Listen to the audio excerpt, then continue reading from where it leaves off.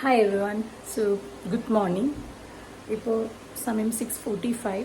നമ്മൾ അടുത്തൊരു ട്രാവൽ എന്ന് പറയാൻ പറ്റില്ല, ഞാൻ വീട്ടിൽ പോവുകയാണ്, എറണാകുളത്തേക്ക് പോവുകയാണ്. അപ്പോൾ ഒരു ഷോർട്ട് ട്രിപ്പിൻ്റെ ചെറിയ ഗ്ലിംസൊക്കെ ആയിട്ട് ഇന്നത്തെ വീഡിയോ സ്റ്റാർട്ട് ചെയ്യുന്നു.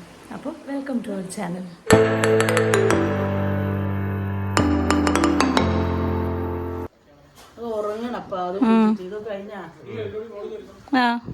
ഞങ്ങളപ്പോൾ രാവിലെ തന്നെ യാത്ര പുറപ്പെട്ടു.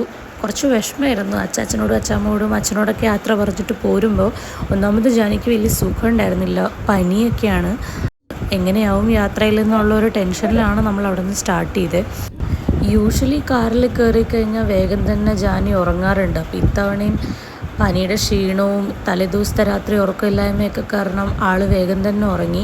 പിന്നീട് ഞങ്ങൾ കോഴിക്കോട് എത്തിയപ്പോഴത്തേക്കും എണീറ്റു ജാനി. അങ്ങനെ ഞങ്ങൾ വിചാരിച്ചു എന്നാൽ പിന്നെ ബ്രേക്ക്ഫാസ്റ്റ് കഴിച്ചിട്ട് അങ്ങോട്ട് പോകാം, കാരണം ഹൈവേയിലേക്ക് കയറി കഴിഞ്ഞാൽ പിന്നെ ഫുഡൊക്കെ കിട്ടാൻ ഭയങ്കര ബുദ്ധിമുട്ടായിരിക്കും. അപ്പോൾ ഞങ്ങൾ കോഴിക്കോട് ടൗണിൽ തന്നെ വിജുഭവനിൽ കയറിയിട്ട് ഫുഡ് കഴിക്കാൻ നിന്നു.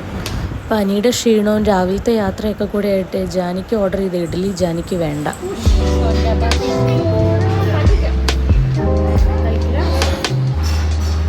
ഞങ്ങൾ മൂന്നാളും ഒരു സെറ്റ് പൂരിയൊക്കെ ഓർഡർ ചെയ്ത് കഴിച്ചിട്ട് പയ്യെ അവിടെ നിന്ന് ഇറങ്ങി.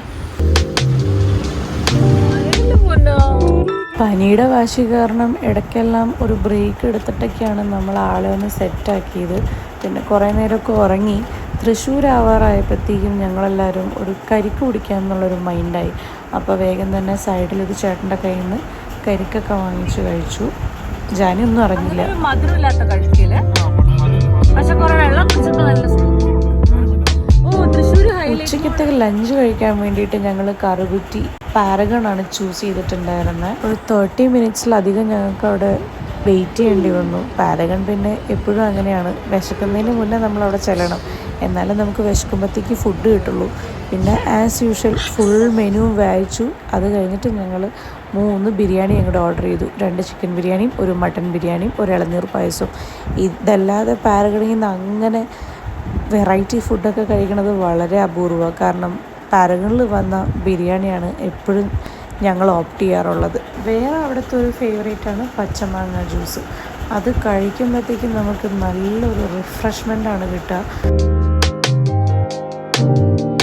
അങ്ങനെ ഫുഡൊക്കെ കഴിച്ച് അവിടെ നിന്ന് പയ്യെ ഇറങ്ങിയപ്പോൾ വീടെത്തണേക്ക് മുന്നേ നമ്മുടെ അടുത്ത് തന്നെയുള്ളൊരു ഹോമിയോ ക്ലിനിക്കിൽ എന്തായാലും ജാനീനെ കാണിച്ചിട്ട് വീട്ടിൽ പോകാമെന്ന് പ്ലാൻ ചെയ്തു. അങ്ങനെ ഞങ്ങൾ മരുന്നെല്ലാം വാങ്ങിച്ചിട്ട് പയ്യെ അമ്മാമ്മയെ കാണാൻ വേണ്ടിയിട്ട് വീടെത്തി. ഞങ്ങൾ പ്രതീക്ഷയെക്കാളും ഒരുപാട് ലേറ്റായിട്ടാണ് നമ്മൾ വീട്ടിലെത്തിയത്. കാരണം ഒന്നാമത് ജാനിയുടെ വാശിയും, പക്ഷേ വലിയ ബുദ്ധിമുട്ടൊന്നുമില്ലാതെ ഞങ്ങൾ വൈകിട്ടാവുന്നേക്ക് മുന്നേ തന്നെ വീട്ടിലെത്തി ചാർലീനെയും പപ്പീനെയൊക്കെ ഒന്ന് കണ്ട് ജാനീനെ ഒന്ന് സെറ്റാക്കി എടുത്തിട്ട് പയ്യെ ഒരു കാപ്പിയൊക്കെ കുടിക്കാനിരുന്നപ്പോഴത്തേക്കും ജാനി അങ്ങനെ അവളുടെ ഫ്രണ്ട്സിനെയൊക്കെ കണ്ട് കളിയൊക്കെ തുടങ്ങിയപ്പോഴത്തേക്കും ഞാൻ എൻ്റെ ഒരു കോഫിയൊക്കെ കുടിച്ചിട്ട് പയ്യെ റിലാക്സ് ചെയ്തു. അപ്പോൾ അടുത്ത വീഡിയോ കാണാം. അതുവരെ എല്ലാവർക്കും ബൈ.